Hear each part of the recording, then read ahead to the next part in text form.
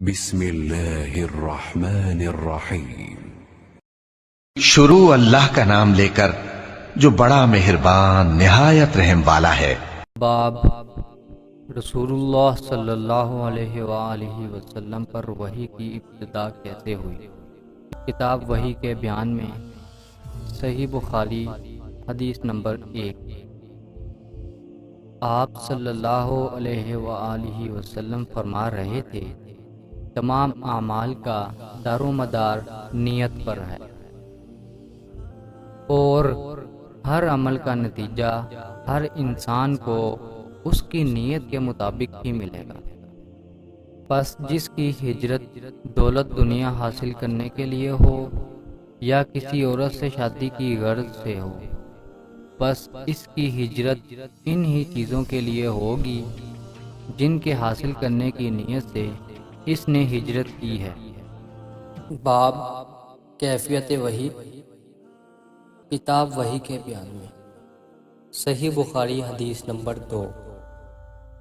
ایک شخص حارث بن حشام نامی نے حضرت صلی اللہ علیہ وآلہ وسلم سے سوال کیا تھا کہ حضور، آپ پر وحی کیسے نازل ہوتی ہے؟ آپ صلی اللہ علیہ وآلہ وسلم نے فرمایا کہ وحی نازل ہوتے وقت کبھی مجھ کو گھنٹی کی سی آواز محسوس ہوتی ہے، اور وحی کی یہ کیفیت مجھ پر بہت شاق گزرتی ہے۔ جب یہ کیفیت ختم ہوتی ہے تو میرے دل و دماغ پر اس فرشتے کے ذریعے نازل شدہ وحی محفوظ ہو جاتی ہے، اور کسی وقت ایسا ہوتا ہے کہ فرشتہ بشکل انسان میرے پاس آتا ہے اور مجھ سے کلام کرتا ہے، بس میں اس کا کہا ہوا یاد رکھ لیتا ہوں۔ حضرت عائشہ رضی اللہ عنہا کا بیان ہے کہ میں نے سخت کڑاکے کی سردی میں حضرت صلی اللہ علیہ وآلہ وسلم کو دیکھا ہے کہ آپ صلی اللہ علیہ وآلہ وسلم پر وحی نازل ہوئی، اور جب اس کا سلسلہ موقوف ہوا تو آپ صلی اللہ علیہ وآلہ وسلم کی پیشانی پسینے سے شرابور تھی۔ باب وحی کی ابتدا۔ کتاب وحی کے بیان میں صحیح بخاری حدیث نمبر 3۔ حضرت صلی اللہ علیہ وآلہ وسلم پر وحی کا ابتدائی دور اچھے سچے پاکیزہ خوابوں سے شروع ہوا۔ آپ خوابوں میں جو کچھ دیکھتے وہ صبح کی روشنی کی طرف صحیح اور سچا ثابت ہوتا۔ پھر من جانب قدرت آپ تنہائی پسند ہو گئے، اور آپ صلی اللہ علیہ وآلہ وسلم نے غار حرا میں خلوت نشینی اختیار فرمائی، اور کئی دن اور رات وہاں مسلسل عبادت اور یاد الہی و ذکر و فکر میں مشغول رہتے، جب تک گھر آنے کو دل نہ چاہتا توشہ ہمراہ لیے ہوئے وہاں رہتے۔ توشہ ختم ہونے پر ہی اہلیہ محترمہ حضرت خدیجہ رضی اللہ تعالی عنہا کے پاس تشریف لاتے اور کچھ توشہ ہمراہ لے کر پھر وہاں جا کر خلوت خضیں ہو جاتے۔ یہی طریقہ جاری رہا یہاں تک کہ آپ پر حق منکشف ہو گیا اور آپ غار حرا ہی میں قیام پذیر تھے کہ اچانک حضرت جبرائیل علیہ السلام آپ کے پاس حاضر ہوئے اور کہنے لگے کہ اے محمد پڑھو۔ آپ فرماتے ہیں کہ میں نے کہا کہ میں پڑھنا نہیں جانتا۔ آپ صلی اللہ علیہ وآلہ وسلم فرماتے ہیں کہ فرشتے نے مجھے پکڑ کر اتنے زور سے بھینچا کہ میری طاقت جواب دے گئی، پھر مجھے چھوڑ کر کہا کہ پڑھو۔ میں نے پھر وہی جواب دیا کہ میں پڑھا ہوا نہیں ہوں۔ اس فرشتے نے مجھ کو نہایت ہی زور سے بھینچا کہ مجھ کو سخت تکلیف محسوس ہوئی، پھر اس نے کہا کہ پڑھ۔ میں نے کہا کہ میں پڑھا ہوا نہیں ہوں۔ فرشتے نے تیسری بار مجھ کو پکڑا اور تیسری مرتبہ پھر مجھ کو بھینچا، پھر مجھے چھوڑ دیا اور کہنے لگا کہ پڑھو اپنے رب کے نام کی مدد سے جس نے پیدا کیا اور انسان کو خون کی پٹکی سے بنایا۔ پڑھو اور آپ کا رب بہت ہی مہربانی کرنے والا ہے۔ بس یہی آیتیں آپ حضرت جبرائیل علیہ السلام سے سن کر اس حال میں غار حرا سے واپس ہوئے کہ آپ کا دل اس انوکھے واقعہ سے کانپ رہا تھا۔ آپ حضرت خدیجہ کے ہاں تشریف لائے اور فرمایا کہ مجھے کمبل اڑا دو، مجھے کمبل اڑا دو۔ لوگوں نے آپ کو کمبل اڑا دیا۔ جب آپ کا ڈر جاتا رہا تو آپ نے اپنی زوجہ محترمہ حضرت خدیجہ رضی اللہ تعالی عنہ کو تفصیل کے ساتھ یہ واقعہ سنایا اور فرمانے لگے کہ مجھ کو اب اپنی جان کا خوف ہو گیا ہے۔ آپ کی اہلیہ محترمہ حضرت خدیجہ رضی اللہ تعالی عنہ نے آپ کی ڈھارس بندھائی اور کہا کہ آپ کا خیال صحیح نہیں ہے، خدا کی قسم آپ کو اللہ کبھی رسوا نہیں کرے گا۔ آپ تو اخلاق فاضلہ کے مالک ہیں، آپ تو کنبہ پرور ہیں، بے کسوں کا بوجھ اپنے سر پر رکھ لیتے ہیں، مفلسوں کے لیے آپ کماتے ہیں، مہمان نوازی میں آپ بے مثال ہیں اور مشکل وقت میں آپ امر حق کا ساتھ دیتے ہیں۔ ایسے اوصاف حسنہ والا انسان یوں بے وقت ذلت و خواری کی موت نہیں پا سکتا۔ پھر مزید تسلی کے لیے حضرت خدیجہ رضی اللہ تعالی عنہ آپ صلی اللہ علیہ وآلہ وسلم کو ورقہ بن نوفل کے پاس لے گئیں، جو ان کے چچا زاد بھائی تھے اور زمانہ جاہلیت میں نصرانی مذہب اختیار کر چکے تھے اور عبرانی زبان کے کاتب تھے۔ چنانچہ انجیل کو بھی حسب منشائے خداوندی عبرانی زبان میں لکھا کرتے تھے۔ انجیل سریانی زبان میں نازل ہوئی تھی، پھر اس کا ترجمہ عبرانی زبان میں ہوا۔ ورقہ اسی کو لکھتے تھے۔ وہ بہت بوڑھے ہو گئے تھے، یہاں تک کہ ان کی بینائی بھی رخصت ہو چکی تھی۔ حضرت خدیجہ رضی اللہ تعالی عنہ نے ان کے سامنے آپ کے حالات بیان کیے اور کہا کہ اے چچا زاد بھائی، اپنے بھتیجے محمد صلی اللہ علیہ وآلہ وسلم کی زبانی ذرا ان کی کیفیت سن لیجئے۔ وہ بولے کہ بھتیجے، آپ نے جو کچھ دیکھا ہے اس کی تفصیل سناؤ۔ چنانچہ آپ صلی اللہ علیہ وآلہ وسلم نے از اول تا آخر پورا واقعہ سنایا، جسے سن کر ورقہ بے اختیار ہو کر بول اٹھے کہ یہ تو وہی ناموس معزز رات دان فرشتہ ہے جسے اللہ نے حضرت موسیٰ علیہ السلام پر وحی دے کر بھیجا تھا۔ کاش میں آپ کے اس عہد نبوت کے شروع ہونے پر جوان عمر ہوتا، کاش میں اس وقت تک زندہ رہتا جب کہ آپ کی قوم آپ کو اس شہر سے نکال دے گی۔ رسول کریم صلی اللہ علیہ وآلہ وسلم نے یہ سن کر تعجب سے پوچھا کہ کیا وہ لوگ مجھ کو نکال دیں گے، حالانکہ میں تو ان میں صادق و امین اور مقبول ہوں۔ ورقہ بولا، ہاں یہ سب کچھ سچ ہے، حق لے کر آیا، مگر جو شخص بھی آپ اس کے دشمن ہی ہو گئے ہیں۔ اگر مجھے آپ کی نبوت کا وہ زمانہ مل جائے تو میں آپ کی پوری مدد کروں گا۔ مگر ورقہ کچھ دنوں کے بعد انتقال کر گئے، پھر کچھ عرصہ تک وحی کی آمد موقوف رہی۔ باب وحی کی ابتدا، کتاب وحی کے بیان میں۔ صحیح بخاری حدیث نمبر 4۔ آپ صلی اللہ علیہ وآلہ وسلم نے وحی کے رک جانے کے زمانے کے حالات بیان فرماتے ہوئے کہا کہ ایک روز میں چلا جا رہا تھا کہ اچانک میں نے آسمان کی طرف ایک آواز سنی اور میں نے اپنا سر آسمان کی طرف اٹھایا۔ کیا دیکھتا ہوں کہ وہی فرشتہ جو میرے پاس غار ہیرا میں آیا تھا، وہ آسمان و زمین کے بیچ میں ایک کرسی پر بیٹھا ہوا ہے۔ میں اس سے ڈر گیا اور گھر آنے پر میں نے پھر کمبل اوڑھنے کی خواہش ظاہر کی۔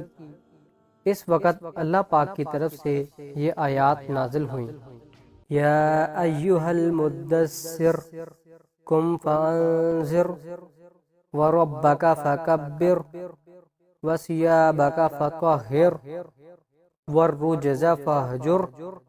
اے لحاف اوڑھ کر لیٹنے والے، اٹھ کھڑا ہو اور لوگوں کو عذاب الہی سے ڈرا اور اپنے رب کی برائی بیان کر اور اپنے کپڑوں کو پاک صاف رکھ اور گندگی سے دور رہ۔ اس کے بعد وہی تیزی کے ساتھ پے در پے آنے لگی۔ اس حدیث کو یحییٰ بن بکیر کے علاوہ لیث بن سعد سے عبداللہ بن یوسف اور ابو صالح نے بھی روایت کیا ہے۔ اور عقیل کے علاوہ زہری سے حلال بن رواد نے بھی روایت کیا ہے۔ یونس اور معمر نے اپنی روایت میں لفظ فوادہ کی جگہ بوادرہ نقل کیا ہے۔ باب وحی کی علامات، وحی کا محفوظ کرنا۔ کتاب وحی کے بیان میں صحیح بخاری حدیث نمبر 5۔ انہوں نے ابن عباس رضی اللہ عنہما سے کلام الہی لا تحرک کی تفسیر کے سلسلہ میں سنا کہ رسول اللہ صلی اللہ علیہ وآلہ وسلم نزول قرآن کے وقت بہت سختی محسوس فرمایا کرتے تھے، اور اس کی علامتوں میں سے ایک یہ تھی کہ یاد کرنے کے لیے آپ اپنے ہونٹوں کو ہلاتے تھے۔ ابن عباس رضی اللہ عنہما نے کہا، میں اپنے ہونٹ ہلاتا ہوں جس طرح آپ ہلاتے تھے۔ سعید کہتے ہیں، میں بھی اپنے ہونٹ ہلاتا ہوں جس طرح ابن عباس رضی اللہ عنہما کو میں نے ہلاتے دیکھا۔ پھر انہوں نے اپنے ہونٹ ہلائے۔ ابن عباس رضی اللہ عنہما نے کہا، پھر یہ آیت اتری، اِنَّا عَلَيْنَا جَمْعَهُ وَقُرْآنَهُ فَإِذَا قَرَأْنَاهُ فَاتَّبِعْ قُرْآنَهُ، کہ اے محمد قرآن کو جلد جلد یاد کرنے کے لیے اپنی زبان نہ ہلاؤ، اس کا جمع کر دینا اور پڑھا دینا ہمارا ذمہ ہے۔ حضرت ابن عباس رضی اللہ عنہما کہتے ہیں، یعنی قرآن آپ صلی اللہ علیہ وآلہ وسلم کے دل میں جما دینا اور پڑھا دینا ہمارے ذمہ ہے۔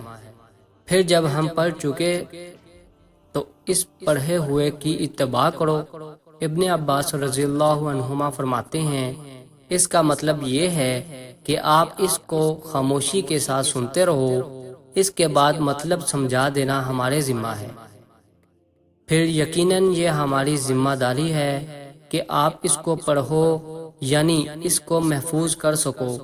چنانچہ اس کے بعد جب آپ کے پاس حضرت جبرائیل علیہ السلام وحی لے کر آتے تو آپ توجہ سے سنتے، جب وہ چلے جاتے تو رسول اللہ صلی اللہ علیہ وآلہ وسلم اس وحی کو اس طرح پڑھتے جس طرح حضرت جبرائیل علیہ السلام نے اسے پڑھا تھا۔ باب رمضان المبارک میں جبرائیل علیہ السلام کا وحی لانا۔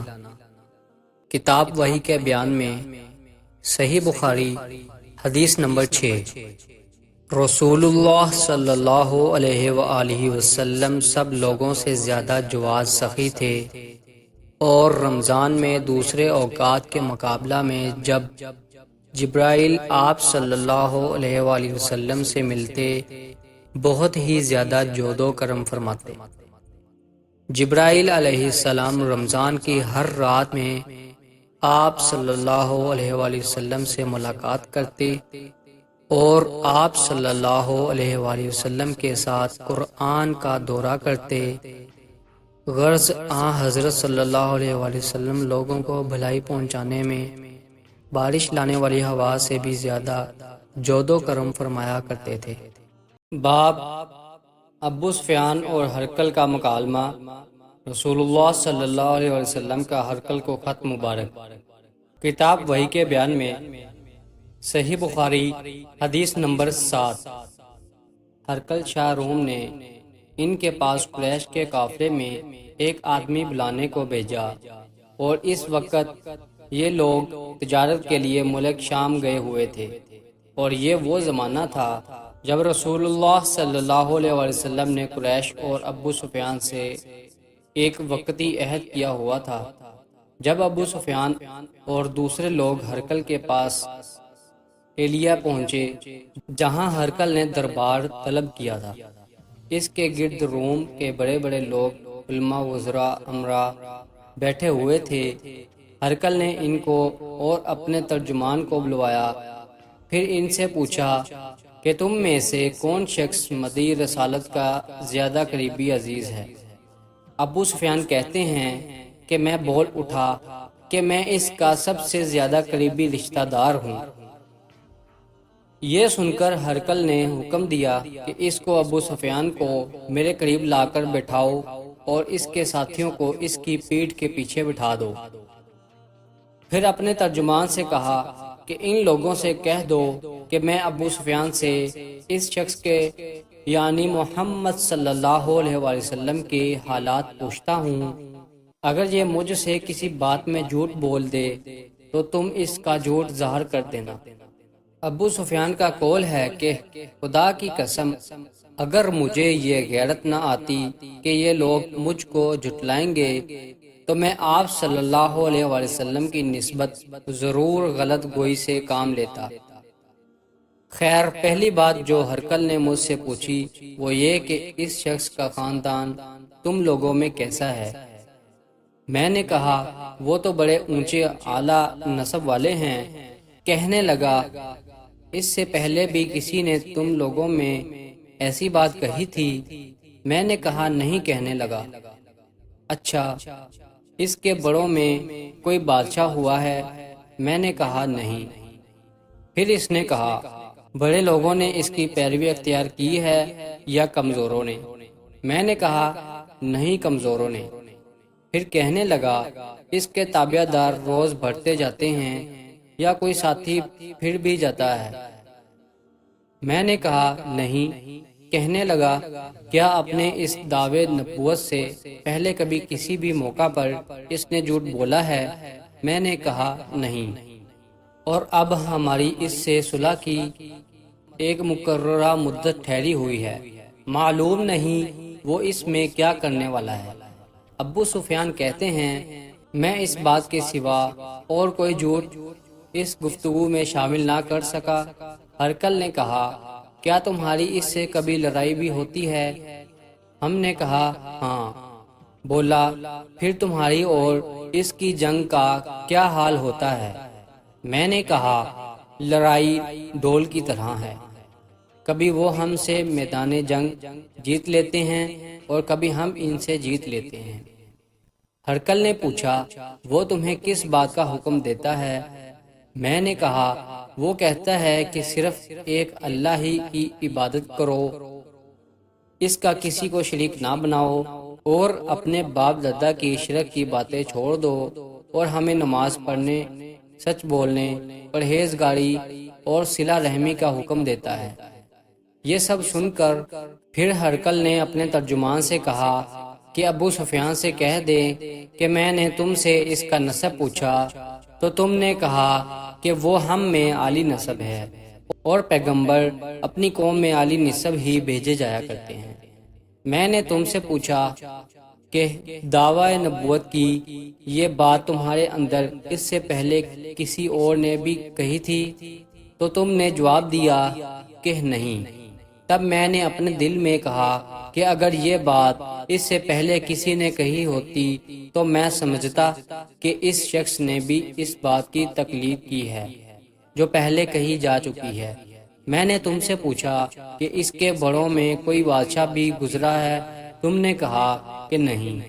تو میں نے دل میں کہا کہ ان کے بزرگوں میں سے کوئی بادشاہ ہوا ہوگا تو کہہ دوں گا کہ وہ شخص اس بہانہ اپنے آباء و اجداد کی بادشاہت اور ان کا ملک دوبارہ حاصل کرنا چاہتا ہے۔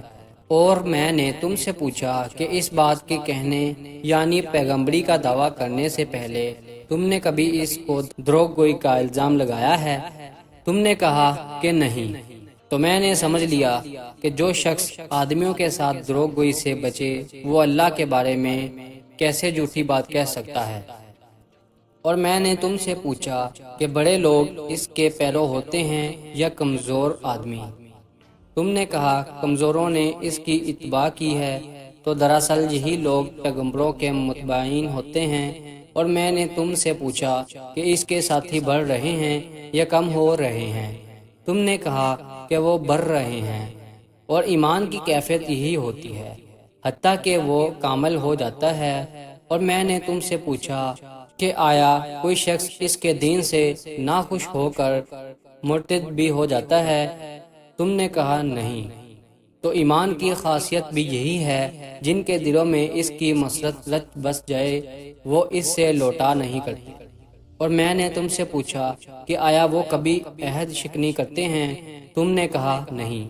پیغمبروں کا یہی حال ہوتا ہے، وہ عہد کی خلاف ورزی نہیں کرتے۔ اور میں نے تم سے کہا کہ وہ تم سے کس چیز کے لیے کہتے ہیں؟ تم نے کہا کہ وہ ہمیں حکم دیتے ہیں کہ اللہ کی عبادت کرو، اس کے ساتھ کسی کو شریک نہ ٹھہراؤ، اور تمہیں بتوں کی پرستش سے روکتے ہیں، سچ بولنے اور پرہیزگاری کا حکم دیتے ہیں۔ لہٰذا اگر یہ بات جو تم کہہ رہے ہو سچ ہے تو ان قریب وہ اس جگہ کا مالک ہو جائے گا کہ جہاں میرے یہ دونوں پاؤں ہیں۔ مجھے معلوم تھا کہ وہ پیغمبر آنے والا ہے، مگر مجھے یہ معلوم نہیں تھا کہ وہ تمہارے اندر ہوگا۔ اگر میں جانتا کہ اس تک پہنچ سکوں گا تو اس سے ملنے کے لیے ہر تکلیف گوارا کرتا۔ اگر میں اس کے پاس ہوتا تو اس کے پاؤں دھوتا۔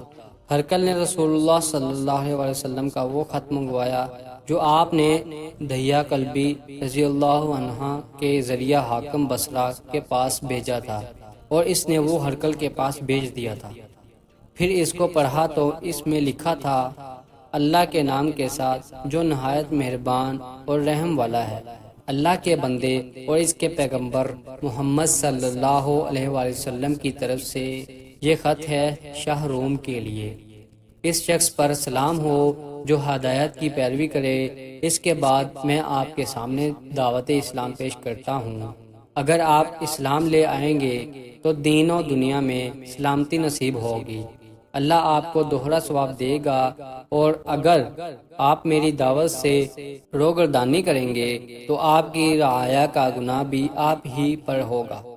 اور اے اہل کتاب، ایک ایسی بات پر آ جاؤ جو ہمارے اور تمہارے درمیان یکساں ہے، وہ یہ کہ ہم اللہ کے سوا کسی کی عبادت نہ کریں اور کسی کو اس کا شریک نہ ٹھہرائیں، اور نہ ہم میں سے کوئی کسی کو خدا کے سوا اپنا رب بنائے۔ پھر اگر وہ اہل کتاب اس بات سے منہ پھیر لیں تو مسلمانوں، تم ان سے کہہ دو کہ تم مانو یا نہ مانو، ہم تو ایک خدا کے اطاعت گزار ہیں۔ ابو سفیان کہتے ہیں، جب ہرقل نے جو کچھ کہنا تھا کہہ دیا اور خط پڑھ کر فارغ ہوا تو اس کے ارد گرد بہت شور و غوغا ہوا، بہت سی آوازیں اٹھی اور ہمیں باہر نکال دیا گیا۔ تب میں نے اپنے ساتھیوں سے کہا کہ ابو قبشہ کے بیٹے حضرت صلی اللہ علیہ وسلم کا معاملہ تو بہت بڑھ گیا، دیکھو تو اس سے بنی اصفر روم کا بادشاہ بھی ڈرتا ہے۔ مجھے اس وقت سے اس بات کا یقین ہو گیا کہ حضور صلی اللہ علیہ وسلم ان قریب غالب ہو کر رہیں گے، حتیٰ کہ اللہ نے مجھے مسلمان کر دیا۔ راوی کا بیان ہے کہ ابن ناطور ایلیا کا حکم ہرقل کا مصاحب اور شام کے نصارہ کا لاٹ پادری بیان کرتا تھا کہ ہرقل جب ایلیا آیا ایک دن صبح کو پریشان اٹھا تو اس کے درباریوں نے دریافت کیا کہ آج ہم آپ کی حالت بدلی ہوئی پاتے ہیں، کیا وجہ ہے؟ ابن ناطور کا بیان ہے کہ ہرقل نجومی تھا، علم نجوم میں وہ پوری مہارت رکھتا تھا۔ اس نے اپنے ہم نشینوں کو بتایا کہ میں نے آج رات ستاروں پر نظر ڈالی تو دیکھا کہ ختنہ کرنے والوں کا بادشاہ ہمارے ملک پر غالب آ گیا ہے۔ بھلا اس زمانے میں کون لوگ ختنہ کرتے ہیں؟ انہوں نے کہا کہ یہود کے سوا کوئی ختنہ نہیں کرتا، سو ان کی وجہ سے پریشان نہ ہوں۔ سلطنت کے تمام شہروں میں یہ حکم لکھ بھیجیے کہ وہاں جتنے یہودی ہوں سب قتل کر دیے جائیں۔ وہ لوگ انہی باتوں میں مشغول تھے کہ ہرقل کے پاس ایک آدمی لایا گیا جسے شاہ غسان نے بھیجا تھا۔ اس نے رسول اللہ صلی اللہ علیہ وآلہ وسلم کے حالات بیان کیے۔ جب ہرقل نے سارے حالات سن لیے تو کہا کہ جا کر دیکھو وہ ختنہ کیے ہوئے ہیں یا نہیں۔ انہوں نے اسے دیکھا تو بتلایا کہ وہ ختنہ کیا ہوا ہے۔ ہرقل نے جب اس شخص سے عرب کے بارے میں پوچھا تو اس نے بتلایا کہ وہ ختنہ کرتے ہیں۔ تب ہرقل نے کہا کہ یہ ہی محمد صلی اللہ علیہ وآلہ وسلم اس امت کے بادشاہ ہیں جو پیدا ہو چکے ہیں۔ پھر اس نے اپنے ایک دوست کو رومیہ خط لکھا اور وہ بھی علم نجوم میں ہرقل کی طرح ماہر تھا۔ پھر وہاں سے ہرقل حمص چلا گیا۔ ابھی ہم سے نکلا نہیں تھا کہ اس کے دوست کا خط اس کے جواب میں آ گیا۔ اس کی رائے بھی حضور صلی اللہ علیہ وآلہ وسلم کے ظہور کے بارے میں ہرقل کے موافق تھی کہ محمد صلی اللہ علیہ وآلہ وسلم واقع پیغمبر ہیں۔ اس کے بعد ہرقل نے روم کے بڑے آدمیوں کو اپنے حمس کے محل میں طلب کیا اور اس کے حکم سے محل کے دروازے بند کر لیے گئے۔ پھر وہ اپنے خاص محل سے باہر آیا اور کہا، اے روم والو، کیا ہدایت اور کامیابی میں کچھ حصہ تمہارے لیے بھی ہے؟ اگر تم اپنی سلطنت کی بقا چاہتے ہو تو پھر اس نبی صلی اللہ علیہ وسلم کی بیعت کر لو اور مسلمان ہو جاؤ۔ یہ سننا تھا کہ پھر وہ لوگ وحشی گدھوں کی طرح دروازوں کی طرف دوڑے مگر انہیں بند پایا۔ اگر جب ہرقل نے اس بات سے ان کی یہ نفرت دیکھی اور ان کے ایمان لانے سے مایوس ہو گیا تو کہنے لگا کہ ان لوگوں کو میرے پاس لاؤ۔ جب وہ دوبارہ آئے تو اس نے کہا، میں نے جو بات کہی تھی اس سے تمہاری دینی پختگی کی آزمائش مقصود تھی، سو وہ میں نے دیکھ لی۔ تب یہ بات سن کر وہ سب کے سب اس کے سامنے سجدے میں گر پڑے اور اس سے خوش ہو گئے۔ بالآخر ہرقل کی آخری حالت یہ ہی رہی۔ ابو عبداللہ کہتے ہیں کہ اس حدیث کو صالح بن احسان، یونس اور معمر نے بھی زہری سے روایت کیا ہے۔ باب نبی کریم صلی اللہ علیہ وسلم کے اس فرمان کی تشریح سے متعلق ہے جس میں آپ صلی اللہ علیہ وسلم نے فرمایا، اسلام کی بنیاد 5 چیزوں پر رکھی گئی ہے۔ کتاب ایمان کے بیان میں، صحیح بخاری حدیث نمبر 8۔ رسول اللہ صلی اللہ علیہ وسلم نے فرمایا، اسلام کی بنیاد 5 چیزوں پر قائم کی گئی ہے۔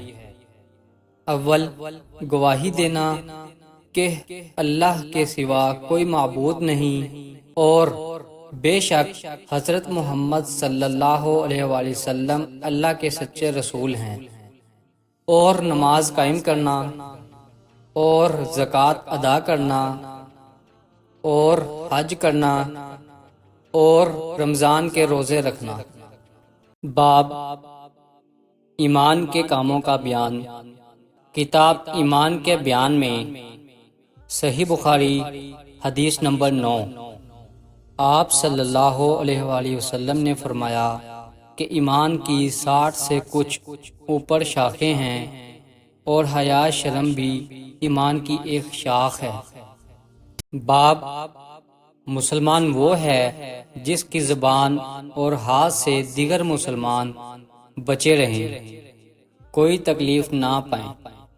کتاب ایمان کے بیان میں، صحیح بخاری حدیث نمبر 10۔ آپ صلی اللہ علیہ وآلہ وسلم نے فرمایا، مسلمان وہ ہے جس کی زبان اور ہاتھ سے مسلمان بچے رہیں، اور مہاجر وہ ہے جو ان کاموں کو چھوڑ دے جن سے اللہ نے منع فرمایا۔